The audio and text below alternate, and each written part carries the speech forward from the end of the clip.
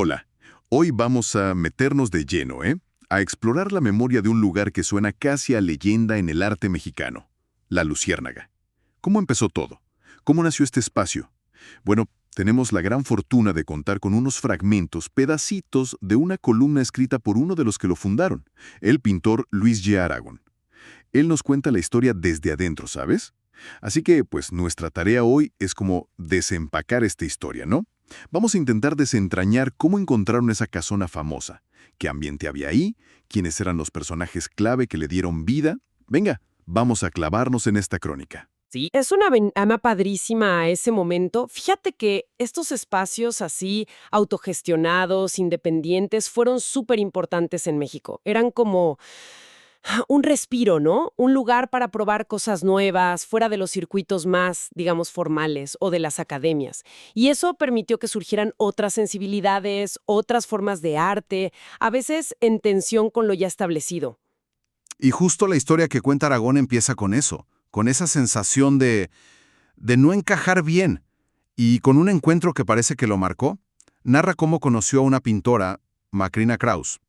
Ella estaba posando para un grupo de pintores y la descripción que hace Aragón es, wow, súper potente, muy visual. Dice que se acomodaba en Trendelenburgo, en decúbito dorsal, en supina, de todas formas. O sea que adoptaba posturas súper variadas con una libertad total.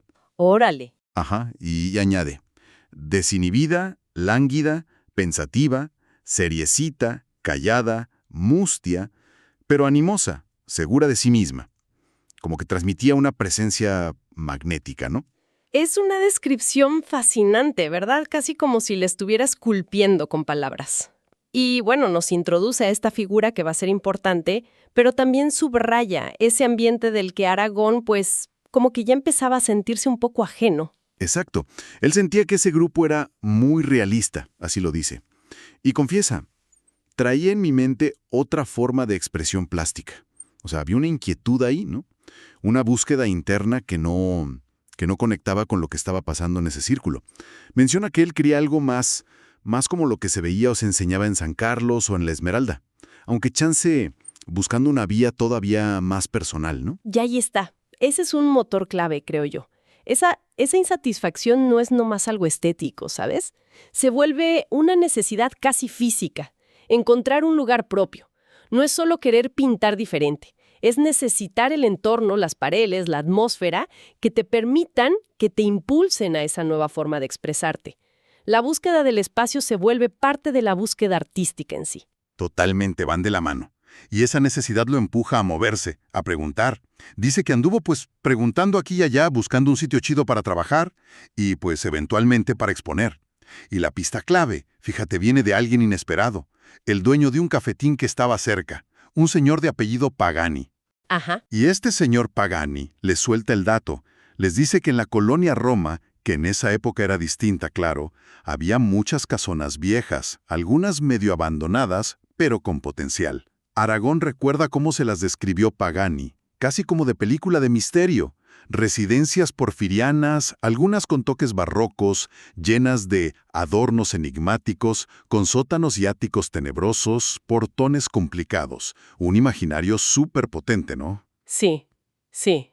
Y les da la ubicación más o menos, por las calles de Lucerna y Berlín. Es bien interesante cómo esa descripción ya como que adelanta el carácter del lugar que van a encontrar. O sea, no estaban buscando un local moderno, funcional, no, sino un espacio con historia, con personalidad, incluso con ese aire de tenebra, de misterio. La arquitectura no es solo el contenedor, es parte de la inspiración. Y vaya que encontraron carácter.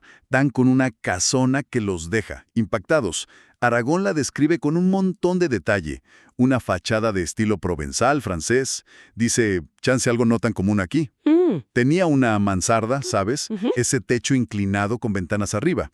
Y estaba adornada con cantera labrada, figuras medievales y una cabeza tallada que él describe como indescifrable, de mono o de gorgona. Órale, qué detalle tan inquietante y fascinante a la vez. ¿Una cabeza de mono o gorgona? Vaya. Sí, pero lo que de verdad le llama la atención a Aragón, lo que lo captura, es el interior, sobre todo el ático.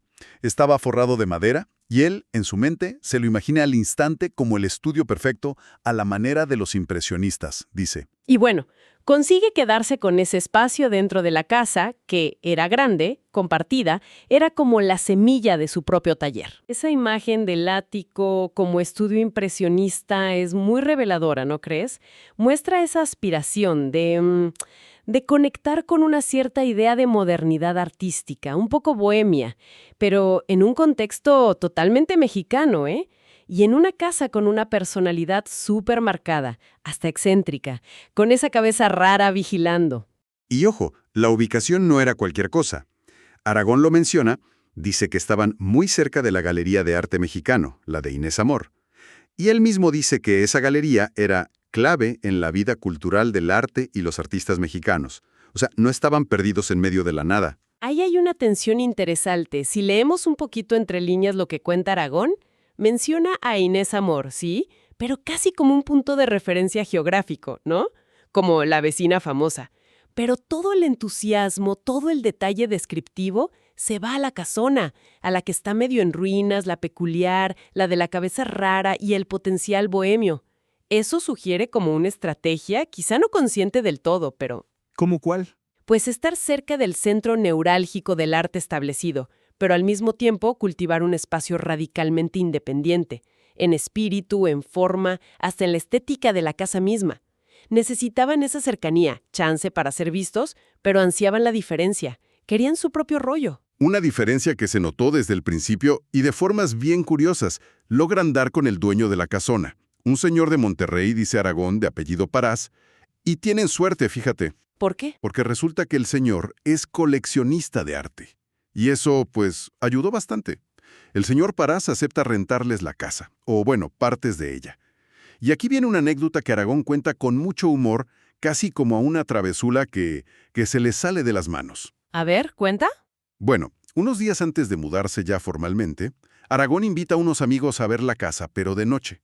Un poco para impresionarlos y, de paso, pues para alimentar esa atmósfera ya medio tétrica del lugar, ¿no? Y planea lo que él mismo llama una broma maquiavélica con otro pintor, Enrique Revuelta. El plan era sencillo. Revuelta se iba a esconder en la azotea con una bata de baño blanca amarrada a una cuerda. Ajá, el clásico fantasma de sábana pero con bata. Exacto. Entonces, cuando Aragón y sus amigos estuvieran en un cuarto específico que daba a un patio interior, ¡zas! Revuelta iba a pasar la bata por la ventana simulando un fantasma, de iba a hacer la aparición, y el susto se lo llevan ellos, pero no por la bata. Aragón lo cuenta así literal. Sorpresivamente vimos un cuerpo tendido en el fondo con una veladora en el piso. Algo totalmente inesperado. Nada que ver con su broma. No manches, ¿un cuerpo? Sí, bueno, un cuerpo tendido. Describe la reacción. Pánico total. Salieron corriendo despavoridos, atropellándonos en las escaleras hasta la calle. Un terror genuino, real. Y nunca supieron qué fue eso, o quién era. Si fue una visión, alguien que se metió, quién sabe. Quedó como un misterio total. ¡Qué historia! Pero fíjate qué interesante como este incidente, que debió ser aterrador y que chance hubiera hecho que salieran corriendo de ahí para siempre, se resignifica. Aragón no lo cuenta solo como un susto, sino como algo que, curiosamente, les acabó beneficiando. Justo. Él explica que, a raíz de este episodio y chance otros rumores que empezaron a correr, pues se corrió la voz de que en la casa sucedían cosas misteriosas. La famosa casa embrujada. Ándale. Y esta fama de casa embrujada o con sucesos extraños tuvo consecuencias súper prácticas y para ellos muy positivas. ¿Y cuáles fueron esas consecuencias, según cuenta Aragón? Pues principalmente les permitió negociar una renta muy cómoda. Chance el dueño no encontraba fácil quien quisiera vivir ahí con esa fama, o chance nomás fueron buenos negociando, ¿no? Y además tuvieron la súper suerte de que el dueño, el señor Parás, fuera coleccionista. Esto les dio una flexibilidad increíble. Aragón dice que a veces podían pagar parte de la renta con obra, con cuadros, dibujos. Vaya, eso sí es interesante. Va más allá de la anécdota del susto. Muestra cómo abrazaron la rareza del lugar, ¿no? Incluso ese lado como siniestro o inexplicable. Y lo convirtieron en parte de su identidad y hasta en una ventaja para operar. La mística no era solo un cuento para asustar, tenía implicaciones económicas reales. Se podría decir que la luciérnaga ya nació embrujada, en el sentido de estar marcada por lo inesperado, por lo no convencional. Y eso les funcionó. Una base bastante singular para empezar un proyecto de arte, ¿no? Y bueno, una vez instalados, deciden ir más allá de tener solo el taller. Habilitan la planta baja como galería de arte. Y si la historia del fantasma fue peculiar, la inauguración de la galería, bueno, no se quedó atrás en cuanto a originalidad o provocación, diría yo. ¿Qué hicieron? Organizan su primera exposición. Le ponen un título sugerente, La Noche del Capricornio. ¿Y qué exponían? Aragón lo describe sin pelos en la lengua. Cuadros llenos de bolitas negras. Bolitas negras. ¿Cómo qué? Pues se lo aclara para que no quede duda. Ni más ni menos que defecaciones de chivo o cabra secas. Así tal cual. Bolitas de, pues eso, de caca de cabra, secas y pegadas en cuadros. No. ¿En serio? En serio. Y remata con una frase que es toda una declaración de intenciones. Con esta ocurrencia iniciábamos las actividades de arte moderno. Órale. A ver, detengámonos un poquito aquí. Usar excremento animal como material principal para tu exposición inaugural, vaya, es un gesto súper radical, ¿no? ¿Qué crees que querían comunicar con algo tan chocante? Pues, leyendo Aragón, se siente como una mezcla, ¿no? Un poco de irreverencia juvenil, seguro. Ganas de romper moldes. Y chance también una crítica escondida a la solemnidad que a veces rodea al mundo del arte. Era como decir, miren, aquí no nos tomamos tan en serio las convenciones. Aquí jugamos con todo. Una forma muy directa de marcar su diferencia. Exacto. Es una declaración de principios potentísima. Más allá del shock inicial, que seguro lo hubo, es una afirmación de libertad creativa total. Un rechazo frontal a las ideas tradicionales de belleza, de materiales nobles, de buen gusto. Es usar la provocación no como un fin en sí misma, sino como una herramienta para abrir el campo de lo posible en el arte. Desde el día 1, la luciérnaga se planta como un espacio de ruptura. Clarísimo. Y esa ruptura, pues, atrajo a otros artistas. Y aquí vuelve a aparecer una figura clave.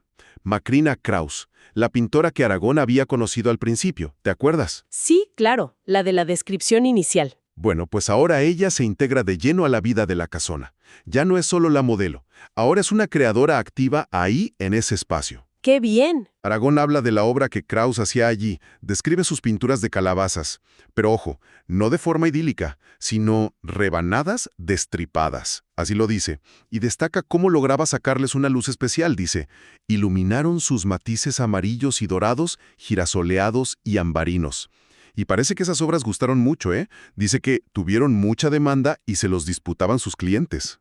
Es interesante ese detalle de las calabazas destripadas, incluso en un tema que podría ser tradicional, como una naturaleza muerta, hay un elemento como de crudeza, ¿no? De ir más allá de la superficie. Y eso como que encaja bien con el espíritu general de la luciérnaga. Y el hecho de que su obra tuviera éxito comercial también es importante. Muestra que esta apuesta por un arte diferente, pues encontraba eco, tenía un público. Pero la Luciérnaga no fue solo un taller de artistas o una galería para exponer y vender. Aragón describe cómo se convirtió en un verdadero centro de reunión, especialmente los viernes por la noche.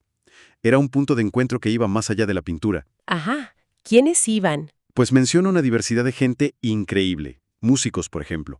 Habla de tríos que estaban de moda en esa época, como Los Avendaño o Los Tres Caballeros. También guitarristas muy reconocidos como Chamín Correa y destaca especialmente a Claudio Estrada.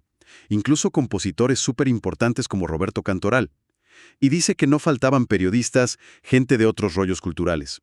Describe un ambiente muy vivo, muy vivo. Y este es quizás uno de los legados más importantes de la Luciérnaga, por lo que se lee en el relato de Aragón. Trascendió su función original de ser solo un espacio para pintores. Se convirtió en lo que podríamos llamar un nodo cultural, ¿no? Un lugar de efervescencia donde distintas disciplinas, distintas sensibilidades se encontraban y seguro se influenciaban unas a otras. Sí, total. Imagínate esas noches de viernes. Pintores, músicos populares, guitarristas de concierto, compositores de éxito, periodistas. ¿Qué tipo de conversaciones saldrían de ahí? ¿Qué colaboraciones inesperadas pudieron nacer de esa mezcla? Aragón no entra en esos detalles, pero la simple descripción de quienes estaban ahí ya te sugiere un caldo de cultivo creativo súper rico y diverso. Refleja un momento cultural muy particular en México, donde chance las fronteras entre disciplinas eran más porosas, ¿no? Exacto. Se siente esa atmósfera de bohemia creativa, de intercambio constante. No era solo ir a ver cuadros, era ser parte de una comunidad artística en un sentido muy amplio. Si lo piensas, todo conecta. Desde esa búsqueda inicial de Aragón por un espacio diferente, luego el hallazgo de esa casona tan peculiar y misteriosa, la anécdota loca del fantasma, la inauguración súper provocadora, todo parece llevar a la creación de este punto de encuentro multidisciplinario.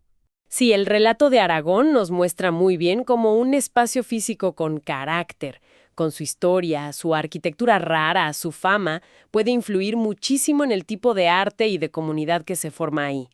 La Luciérnaga parece un caso donde el lugar y lo que pasaba adentro se moldearon mutuamente de una forma muy orgánica, muy singular. Entonces, resumiendo un poco, lo que nos deja Aragón en estos fragmentos es la crónica íntima de cómo nació un espacio fundamental, un lugar que surgió de una necesidad personal de expresarse diferente, Ajá. que se topó con la casualidad de una casona única en la Roma, que supo darle la vuelta a una anécdota medio espeluznante para sacarle ventaja, Sí.